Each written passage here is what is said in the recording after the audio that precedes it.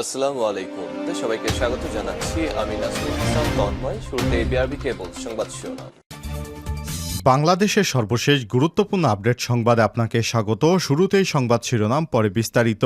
শুরুতেই জানিয়ে দিব, একদিনে সংঘর্ষে নিহত ১৪ পুলিশ, আহত ৩০০।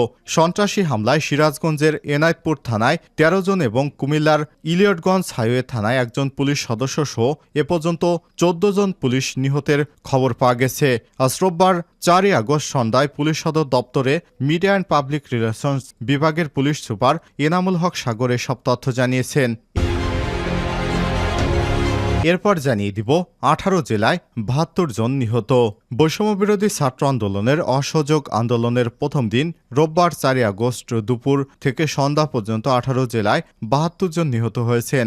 এর মধ্যে মুন্সিগঞ্জে ৩ জন, মাগুরায় ৪ জন, পাবনায় ৩ জন, রংপুরে ৪ জন, সিরাজগঞ্জে ১৩ জন পুলিশ সদস্য সহ মোট ২১ জন, বরিশালে ১ জন, ভোলায় ৩ জন নিহত এবং বগুড়ায় ২ জন, জয়পুরহাটে ১ জন, ফেনীতে ৮ জন, কিশোরগঞ্জে ৩ জন, কুমিল্লার দেবিদ্বারে ১ জন, নরসিংদীতে ৬ জন, সিলেটে ২ জন, লক্ষ্মীপুরে ৪ জন, শেরপুরে ৩ জন, হবিগঞ্জে ২ জন এবং ঢাকার সাভারের আশুলিয়ায় ১ জন নিহত হয়েছে। এদিকে তালা ভেঙে হলে উঠলেন জাহাঙ্গীরনগর বিশ্ববিদ্যালয়ের শিক্ষার্থীরা। তালা ভেঙে হলে প্রবেশ করেছেন জাহাঙ্গীরনগর বিশ্ববিদ্যালয়ের শিক্ষার্থীরা। রোববার বিকাল ৪:৩০টার দিকে বৈষম্যবিরোধী ছাত্র আন্দোলনের ব্যানারে শিক্ষার্থীরা মীর মোশারেফ হোসেন হলের তালা ভেঙে প্রবেশ করেন। এদিকে সন্ধ্যা ৬টা থেকে অনির্দিষ্টকালের জন্য কারফিউ। আজ রোববার সন্ধ্যা ৬টা থেকে পরবর্তী নির্দেশ না দেওয়া পর্যন্ত ঢাকা মহানগর সহ সব বিভাগীয় শহর, সিটি কর্পোরেশন, পৌরসভা, শিল্পাঞ্চল, জেলা সদর এবং উপজেলা সদরে সন্ধ্যা আইন কারফিউ জারি করেছে সরকার। জানিয়ে দিব, রাজধানী রামপুরা এবং কাজলার ভিডিও ভাইরাল। কোটা সংস্কার আন্দোলনকে কেন্দ্র করে উত্তাল সারা দেশ। আন্দোলনে এ পর্যন্ত ২ শতাধিক নিহত এবং কয়েক হাজার আহত হয়েছে। সামাজিক যোগাযোগ মাধ্যমে ৫১ সেকেন্ডের একটি ভিডিও ভাইরাল হয়েছে। সেই ভিডিওতে দেখা গিয়েছে নির্মাণাধীন ভবনের রড ধরে ঝুলে আছে এক তরুণ। দূর থেকে ধারণ করা ওই ভিডিওতে দেখা যায় লুকে থাকা ওই তরুণকে ২ জন এসে পরপর অন্তত ৬ রাউন্ড গুলি করে। বিবিসির ওই ঘটনায় সত্যতা যাচাই করতে ঢাকার রামপুরা থানার কাছে নির্মাণাধীন ওই ভবনের আশপাশে লোকজন, পার্শ্ববর্তী হাসপাতাল এবং এলাকাবাসীর সঙ্গে কথা বলে নিশ্চিত হয়েছে যে ১৯ জুলাই শুক্রবার ওই ভবনে একজন তরুণ গুলিবিদ্ধ হয়েছিলেন। এবং সর্বশেষ জানিয়ে দিব, ইসলামী আন্দোলন শুরু থেকে কোটা আন্দোলনের পাশে ছিল বলছেন মুফতি ফয়জুল করিম।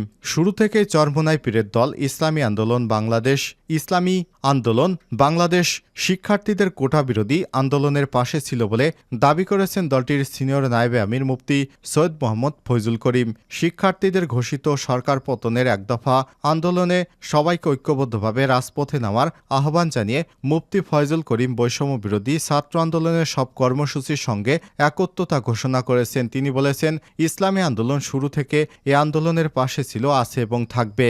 শনিবার বিকেলে রাজধানীর জাতীয় মসজিদ বায়তুল মোকাররমের উত্তর গেটে তাৎক্ষণিক এক মিছিলপূর্ব সমাবেশে সব কথা বলেন তিনি। প্রিয় দর্শক, এতক্ষণ শুনছিলেন সংবাদ শিরোনাম, এবারে বিস্তারিত। তবে তার আগে বন্ধুরা, আপনি কোন স্থান থেকে আমাদের সংবাদটি দেখছেন কমেন্ট করে জানিয়ে দিন বন্ধুরা এই সংবাদ সম্পর্কে আপনার মূল্যবান মতামত। আর আপনি যদি আমাদের চ্যানেলে নতুন হয়ে থাকেন, সংবাদটি দেখতে দেখতে চ্যানেলটি সাবস্ক্রাইব করে রাখুন, যাতে করে আমাদের পরবর্তী লেটেস্ট আপডেট সংবাদগুলো সবার আগে আপনার কাছে পৌঁছে যায়। এবারে বিস্তারিত। একদিনের সংঘর্ষে নিহত ১৪ জন পুলিশ, আহত ৩০০। সন্ত্রাসী হামলায় সিরাজগঞ্জের এনায়েতপুর থানায় ১৩ জন এবং কুমিল্লার ইলিয়টগঞ্জ হাইওয়ে থানায় একজন পুলিশ সদস্য সহ এ পর্যন্ত ১৪ জন পুলিশ সদস্য নিহত হয়েছেন। রোববার ৪ আগস্ট সন্ধ্যায় পুলিশ সদর দপ্তর মিডিয়া অ্যান্ড পাবলিক রিলেশনস বিভাগের পুলিশ সুপার এনামুল হক সাগর এসব তথ্য নিশ্চিত করেছেন। ১৮ জেলায় ৭২ জন নিহত। বৈষম্যবিরোধী ছাত্র আন্দোলনে অসহযোগ আন্দোলনের প্রথম দিনে রোববার ৪ আগস্ট দুপুর থেকে সন্ধ্যা পর্যন্ত ১৮ জেলায় মোট ৭২ জন নিহত হয়েছে। আজ কালবেলার এক সংবাদ প্রতিবেদনে এসব তথ্য জানা গেছে। এর মধ্যে মুন্সিগঞ্জে ৩ জন, মাগুরায় ৪ জন, পাবনা জেলায় ৩ জন, রংপুরে ৪ জন, সিরাজগঞ্জে ১৩ পুলিশ সদস্য সহ মোট ২১ জন, বরিশালে ১ জন, ভোলায় ৩ জন, বগুড়ায় ২ জন, জয়পুরহাটে ১ জন, ফেনীতে ৮ জন, কিশোরগঞ্জে ৩ জন, কুমিল্লার দেবিদ্বারে 1 জন, নরসিংদীতে 6 জন, সিলেটে 2 জন এবং লক্ষ্মীপুরে 4 জন, শেরপুর 3 জন, হবিগঞ্জে 2 জন এবং ঢাকার সাভারের আশুলিয়ায় 1 জন নিহত হয়েছে। মুন্সিগঞ্জের বৈষম্যবিরোধী ছাত্র আন্দোলনের পূর্বনির্ধারিত কর্মসূচিতে আন্দোলনকারীদের সঙ্গে পুলিশ, আওয়ামী লীগ এবং ছাত্রলীগের নেতাকর্মীদের মধ্যে ত্রিমুখী সংঘর্ষের ঘটনায় 3 জন নিহত হয়েছে। এ সময় 7 জন গুলিবিদ্ধ সহ 30 জন আহত হয়েছেন বলে জানা গেছে। রোববার 4 আগস্ট মুন্সিগঞ্জ শহরের সুপারমার্কেট কৃষি ব্যাংক মোড় এলাকায় এই দুর্ঘটনা ঘটে।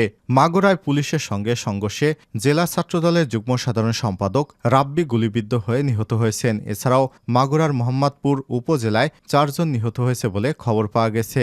রংপুরে দুই পক্ষের সংঘর্ষের ঘটনায় 4 জন নিহত হয়েছে। পাবনায় বৈষম্যবিরোধী ছাত্র আন্দোলনের ডাকে সর্বাত্মক অসহযোগ আন্দোলনের প্রথম দিনে পাবনায় গুলিতে 3 জন শিক্ষার্থী নিহত হয়েছে। রোববার 4 আগস্ট দুপুরে শহরের হামিদ রোডে ট্রাফিক মোড়ে বিক্ষোভ চলাকালে এই দুর্ঘটনা ঘটে। এদিকে কিশোরগঞ্জে এনায়েতপুরে থানায় হামলা চালিয়ে 13 জন পুলিশ সদস্য সহ মোট 21 জন নিহত হয়েছে। সিরাজগঞ্জে 250 শয্যার বঙ্গমাতা শেখ ফজিলতুন্নিসা মুজিব জেনারেল হাসপাতালে সুপারিনটেন্ডেন্ট ডাক্তার রতন কুমার জানান, এ পর্যন্ত হাসপাতালে 14 জন ভর্তি হয়েছে বলে এদের মধ্যে 7 জনই গুলিবিদ্ধ। সিরাজগঞ্জের সদর থানার ওসি সিরাজুল ইসলাম কালবেলাকে বলেছেন, আমরা 3 জন নিহতের খবর শুনেছি কিন্তু এখনও নিশ্চিত হতে পারিনি। অপরদিকে বরিশালে পানি সম্পদ প্রতিমন্ত্রী জাহিদ ফারুকের বাড়িতে হামলার সময় আন্দোলনকারীদের সঙ্গে আওয়ামী লীগের নেতাকর্মীদের সংঘর্ষের ঘটনা ঘটে। এ সময় আন্দোলনকারীদের হামলায় মহানগর 12 নং ওয়ার্ড আওয়ামী লীগের সাবেক সভাপতি টুটুল চৌধুরী নিহত হয়েছেন। পরে আন্দোলনকারী প্রতিমন্ত্রী জাহিদ ফারুকের বাড়ির সামনে 11টি মোটরসাইকেলে আগুন দিয়েছে। ভোলায় নতুন বাজারে আইনশৃঙ্খলা রক্ষাকারী বাহিনীর গুলিতে 3 জন নিহত হয়েছে। বগুড়ায় অসহযোগ আন্দোলনের সমর্থনে আওয়ামী লীগ এবং পুলিশের পাল্টা ধাও এবং সংঘর্ষের ঘটনায় 2 জন নিহত হয়েছেন, আহত হয়েছে বেশ কয়েকজন। এছাড়াও জয়পুরহাটে বৈষম্য বিরোধী ছাত্র আন্দোলনের অসহযোগ আন্দোলনের প্রথম দিনে দফায় দফায় সংঘর্ষে মেহেদী হাসান নামে 1 জন নিহত হয়েছেন।